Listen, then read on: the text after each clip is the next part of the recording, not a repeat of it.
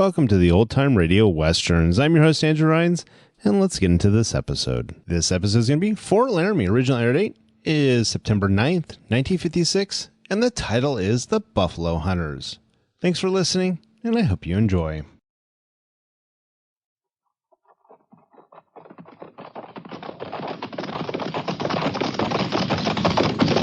At the gallop!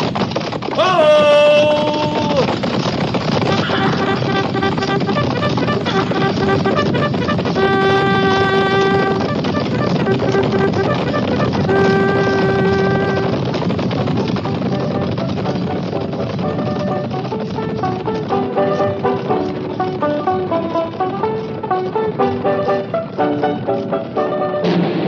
Fort Laramie.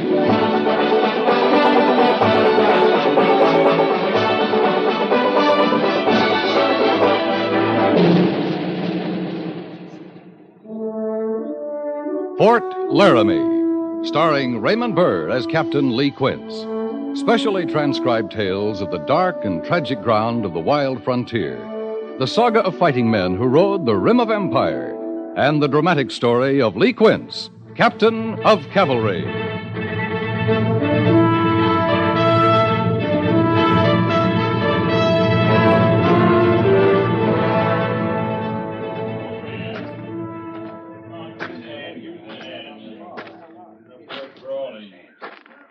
Sergeant? This one's fresh killed. And fresh skinned, sir. How many buffalo we found this way? Well, we come on 10 with this one. The men are fanning out looking for more. They wouldn't be far away if there are more. They're right dumb, aren't they, Captain? Buffalo must be the dumbest critters they is. Well, couldn't call them crafty, but they're half blind. Can't see trouble when they're heading right into it. Lieutenant Siberts back from the agency yet? Well, yes, sir. He brought the wagon. They're loading carcasses in it back by the Waller. They better get a move on. That meat'll cook in this heat. Captain, you got the feeling there's something wrong? Wrong? Well, I've seen Injuns kill buffalo before, lots of them. But I never seen them leave this much meat on them. Maybe agency life is making them lazy, Goerss. Maybe their bellies are too full. Now, you don't think that, Captain. I sure don't. I'm going to talk to Mr. Siberts. Oh, are all of them cut this way? I think so. I didn't rightly study them, though. Then study them. All of them. Let me know what you find. Yes, sir.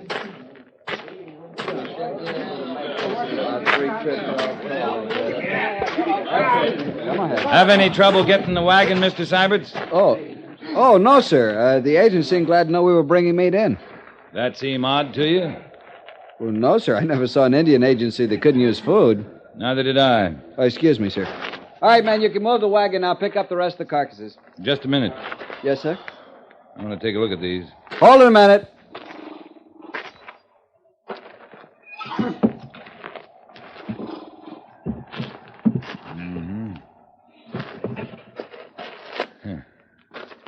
All right, men, carry on. Yes, Captain. Get there! You move! Yeah! Come on! Yeah! A lot of waste there, sir. Yeah, a lot of waste. How far to the agency? About 5 miles? That's right. You went there, you got the wagon from the agent. He said they'd be glad to get the meat. That all he said, Mr. Siberts? I think so, sir. Oh, one thing he said when we first rode up. Yes? He asked us if we'd been engaged a battle. Uh-huh. Said that early this morning he'd heard a lot of gunfire. Yeah, I'll bet they did. Captain Quince, sir? Yes, Sergeant?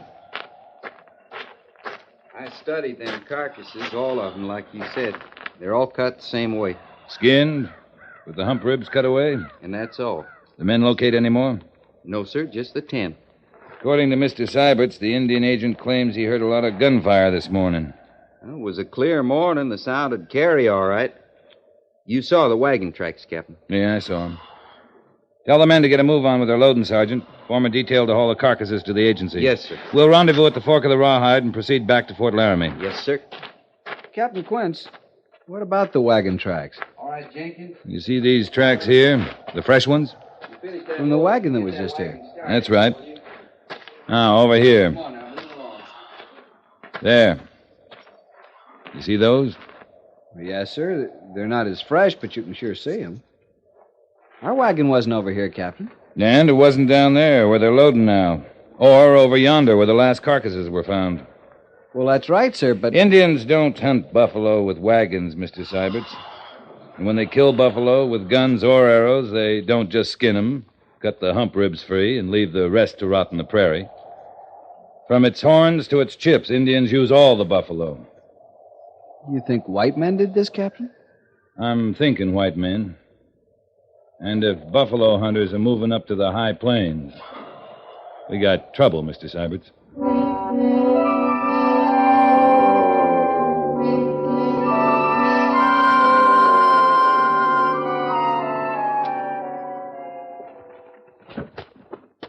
That's reservation land, Captain. That didn't make much matter to them, Major. You seem very sure this is the work of buffalo hunters, not Indians. If it's Indians, they'd change their whole tradition of hunting buffalo and killing them. I tell you, these were fresh killed. And the only meat gone was the hump ribs.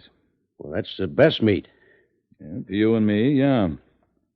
But the Indians eat everything in the buffalo, including I know, Lee, I know. What they don't eat on the spot, they take with them, even the horns. Always use the horns for tools, implements, don't they? Yeah, always. I still hope you're wrong, Lee. It's a small hope, but it's there. I'd like to be dead wrong. But I saw too much. And the Indian agent heard too much.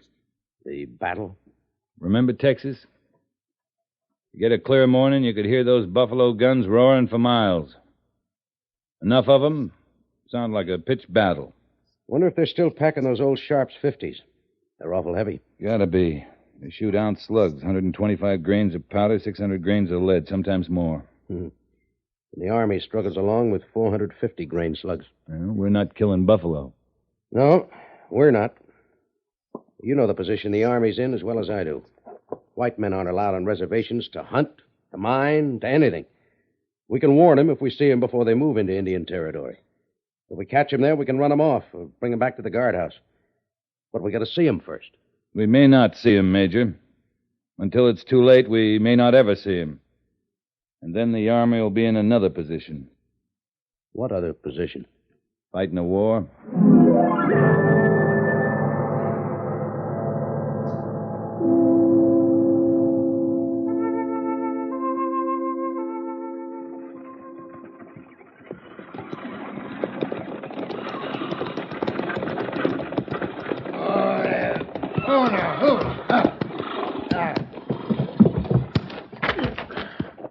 Roaming off now, Goofy. I want the wagon here so that we can load it.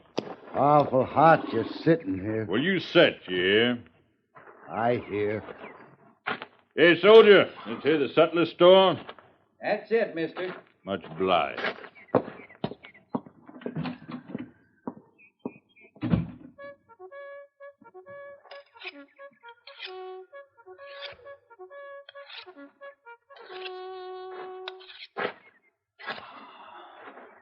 Well, now, you got yourself some knife there, ain't you? Sharp as your eyes, soldier. Straight blade, huh? This one is. Got 'em curved, too. They're nice. You like curved knives better, do you? I like what I need. Sometimes I need a straight blade. Sometimes I need 'em curved. What kind of man's got a need for knives, straight blade or curved? You goading me, soldier? I'd be a fool to goad a man sharpening a fine knife. Yeah. You would. You'd be a plain fool. There's a fine edge coming. Fine edge. It's your business, cutting things? Let me show you that curved blade, soldier. Now, look at that. Isn't that pretty, the way it half circles? You think it's pretty? It fits your neck, soldier. Right close and neat like. Now, that's what I call pretty. The fit of it. Pretty enough. Looks dull to me. It gets dull. Cutting. Before I cut a man's throat with it, I'd see it was razor sharp. I will. I'll tend to that right now. But I'll keep that straight blade handy. In case I run into a soldier who wants to goad a body. I knew a man like you once. Looked the same, acted the same, talked the same. He was from Texas, this man I knew. A lot of good men from Texas. This man, he was a skinner. A lot of good men are skinners. This man, though, he got himself killed. How is a man going to get himself killed skinning buffalo? He made the mistake, this Texas man, going into Indian territory. Went up into the Indian Nation. Got himself killed. You don't know nothing about skinning. I heard about this man. You're dumb, soldier. Dumb as can be. I ain't dumb enough to skin buffalo in Indian country. I make $50 a month in my keep. With that, I get 50 cents a head on every buffalo I skin. You do it fast, mister? The faster I do it, the more money I make. I'd sure admire to see you at your work. Yeah, you would. I would. I never seen a real good skinner at work. You ain't? You wanted to please a body, you could tell him how you set about your work. You thinking about turning skinner? Oh, I don't think I got the gift for it. Of course, I'm a willing hand and all that. How are you on thinking? I'm not too good, to tell the truth. You might make a skinner at that. The thinking part, what's done of it, that's the hunter job. Old Jake Cuppy there. He's got to find the herd, do the shooting. Jake Cuppy? The sutlers. He's buying lead now and powder. He's got a line on a big herd. Where? What do I care? A big herd, soldier. He'll get me there and do the killing. All I got to do is traipse after him and skin him. You was going to tell me how you manage that. You see, you work with a good hunter. That comes first. Old Jake Cuppy, he's good. He shoots them right in the lights. Lights? The lights, the lungs. Now, here I thought a good hunter'd take aim on his heart. The heart? No. You hit one in the heart, even square in the heart. He's going to run all over on you before he dies, charging around, pawing the earth, carrying on. No need a skinner wasting himself moving all over. I can see that. You hit one in the light, soldier. He may take a step or two on you, but no more than that. He drops right on the spot. Know how I mean?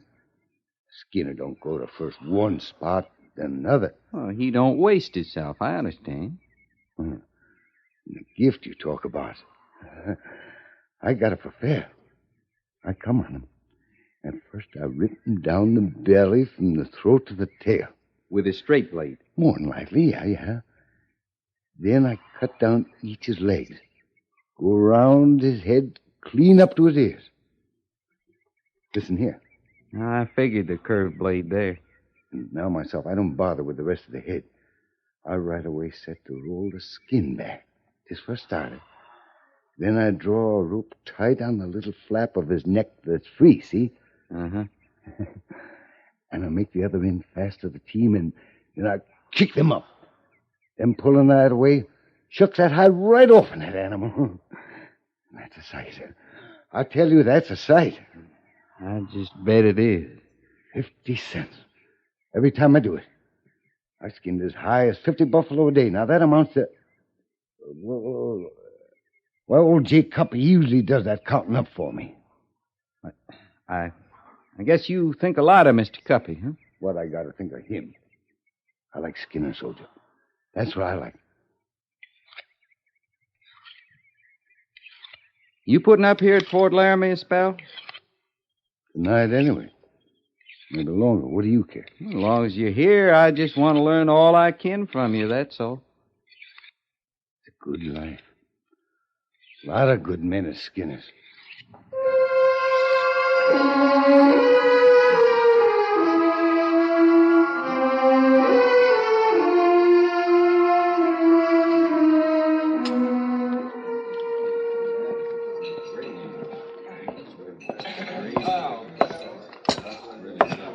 Your name, Jake Cuppy, mister? How that? Your name. It's Jake Cuppy? You don't want to steal up on a man that is eating, Captain. Might make him edgy. I make you edgy, mister? I'm getting over it. Sit down as long as you're here. Oh, here, I'll move my rifle aside. You got your eye on it, too. I seen big 50s before. I declare it opens a man's eyes, stopping off at an army post. First they tell me I'm welcome to put up with the enlisted men here, and then the only ones that come poking around are officers. That so? How come you know about big 50s? Lieutenant claimed he never seen one before. Mr. Siberts never saw a buffalo hunter before. Well, he's seen one now. Where do you find them? Like him, so full of book learning. We find all kinds, mister. Yeah, well, you found one there. Now, he's up on all the law in these parts. I'm not talking about your army law now. I'm talking territory law. I think that's how he said it. Something about there's a time of year you can't shoot what Lieutenant calls wildlife. There's a law. About hunting?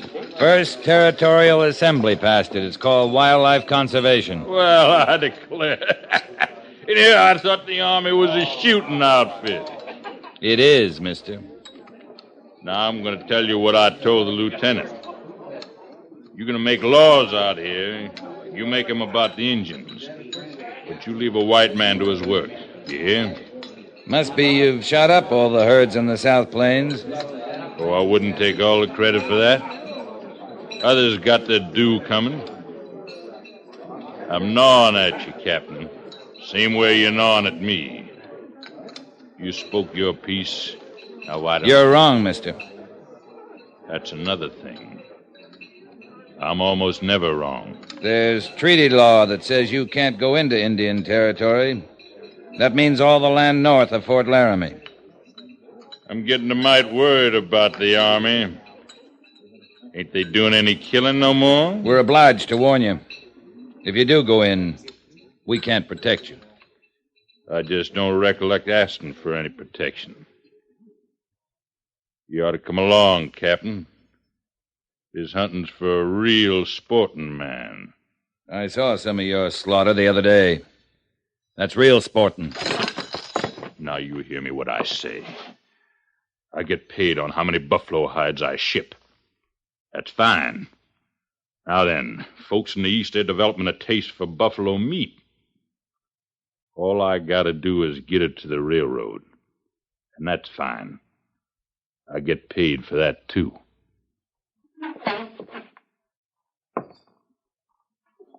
I'd hate to have to fight a war on your account, mister. Maybe I'd be on your side. I'm good at shooting. I tell you what. You figure a price on Injun hides, Injun meat. Maybe I will be on your side, Captain. This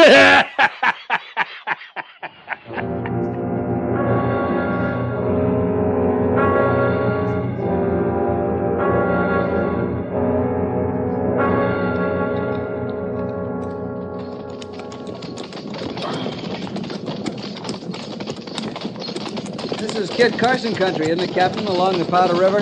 He was up here, sure. All along the bottoms of the Powder. It was black with buffalo then. Well, the big herds are still up this way, aren't they? The Indians think so. That's good enough for me. And for Jake Cuppy, apparently. You take men like Kit Carson, now he was a trapper, a hunter, but you hear good things about him. The Indians liked him. You're not comparing Carson to Cuppy, are you, Mr. Siberts? No, sir, I'm trying to figure out the difference. Both seem to be after the same things. Seem to be, maybe. The early trappers, the hunters, the mountain men, they learned a lot from the Indians. Made friends with them, like you say. But more, they came to hunt like Indians hunt. You mean they hunted as they had need? More of that, they knew what conservation meant even then. That if you kill more than the herd can bear young, you'll run out of quarry. A man like Cuppy now, he likes a slaughter. I hope we find him, Captain. I hope we find him. In time, Mr. Siberts. The wagon tracks we're following, Captain? Now, what about them? Well, looks like they stopped just ahead, sir, right at that line of trees. Patrol! Halt! They could be in there, Captain. Cuppy and Gulpy. They could, Mr. Siberts. Come on, Goerss. Yes, sir. Sergeant Goerss and I are going to move flat into the trees, Mr. Siberts. Have the patrol stand to cover us. Yes, sir. One shot out of those trees and you move in. Right, Captain. All right, Sergeant. Run crouch down to the brush. Then we move flat in their bellies. Yes, sir. Let's go. Oh, the party service is prepared to charge.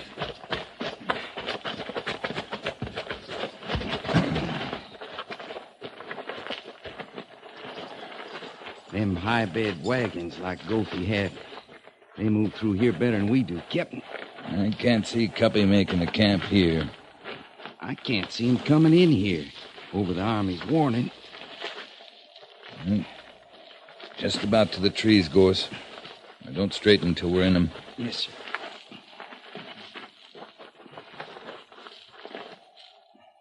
All right, now. They're not as thick as they look, Captain. Well, there, ahead there, Goerss. The wagon.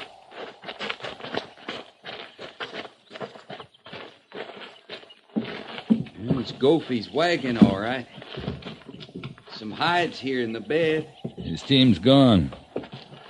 Must be thinking to drag the hides back here. From how far away, I wonder? I don't know. I'm trying to figure 'em, Captain. I can see they might hide the wagon so as we couldn't follow its tracks, but we can track horses' hooves just as well.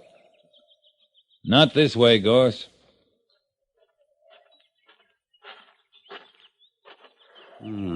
Grain sacks. Well, sure. Yeah. You fix grain sacks to their hooves, it muffles the sound, leaves almost no hoof prints. They're smarter than they act, Captain.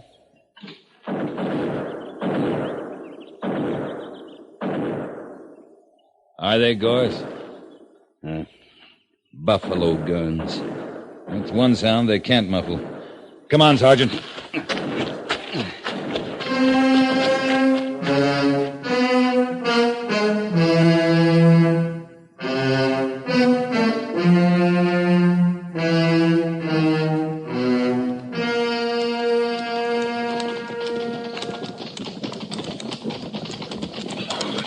We've ridden 5 miles at least, Captain, and no sound to guide us for the last 3. Don't need sound with sign like that ahead, Mr. Siberts. That brown haze like dust? It is dust. Means a big herd. Probably been stampeded. There's bottomland just after that rise where a clear creek feeds into the powder. We'll make for that. Yes, sir. At the gallop! Ho!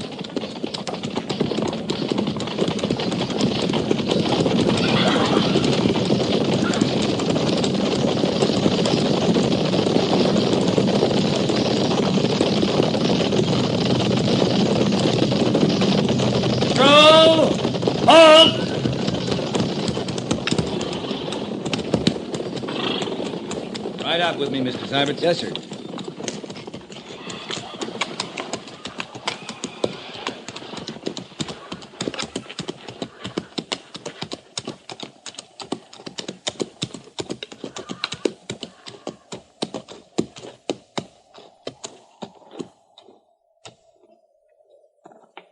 Captain, look.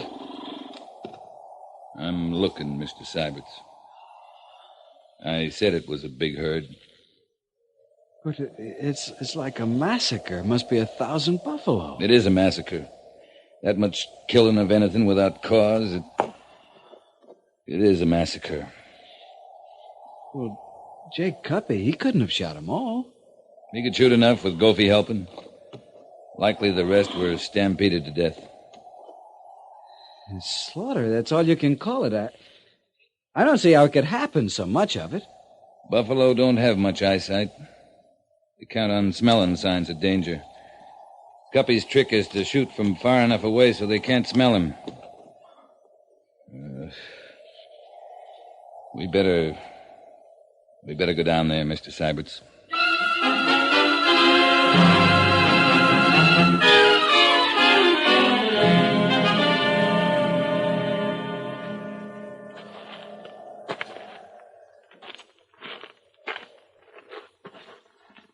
Cuppy, would he cause all this and then hide out, Captain? He might. Known we'd be coming after him. knowing he and Gophie couldn't hope to haul them all out before we got here. You seen any that's been skinned? No, sir, not a one. Captain Quince, over here.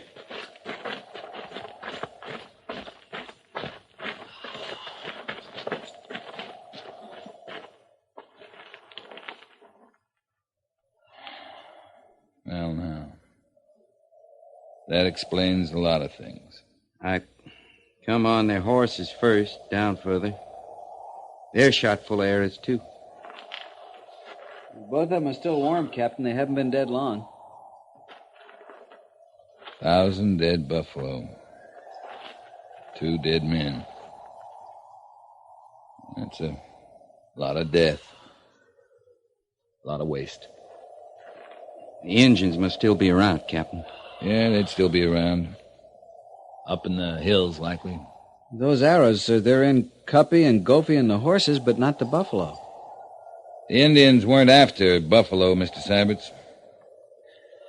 Come on, let's move out. Captain, we'll have to fight the Indians for this? Not today. Not this patrol. But this isn't the last of the buffalo hunters. More'll come all the time, and we'll fight wars over it. We've got to just leave things this way? The sooner we go, Mr. Siberts, the sooner the Indians will move down and get the meat and the hides. Sometimes all a man can do is turn, walk away.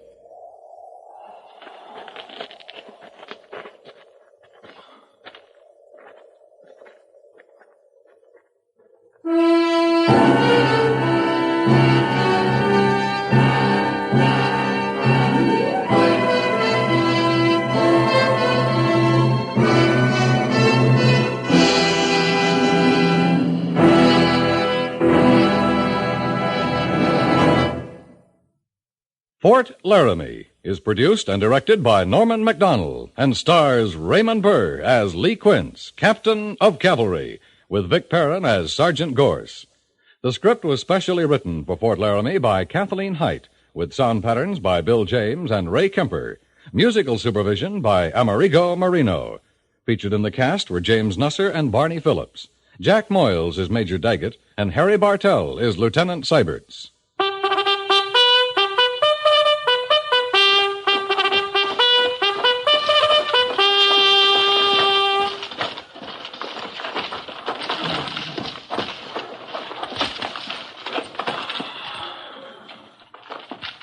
Company, tension!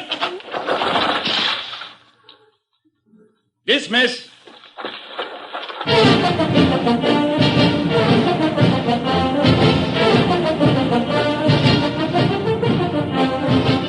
Next week, another transcribed story of the Northwest frontier and the troopers who fought under Lee Quince, Captain of Cavalry.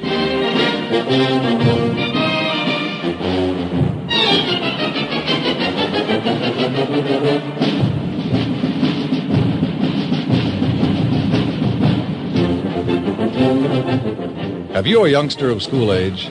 Right now, for the new fall term, parents and citizens will discover that the enrollment in their community schools has increased tremendously. That means an acute shortage of teachers, schoolrooms, and supplies. Help your youngsters and others in your community by joining up with your local civic and educational groups. Act now to correct the great shortage of teachers and equipment. CBS Radio urges you to help make your community schools fit for your community's youngsters.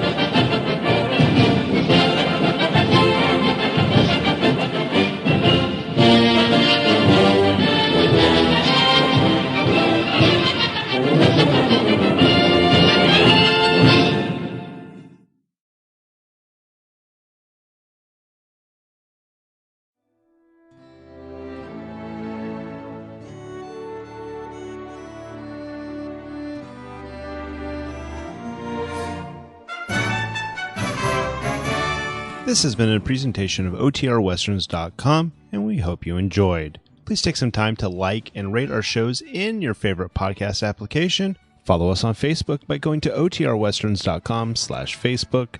Join in the conversation by going to OTRWesterns.com/Discord.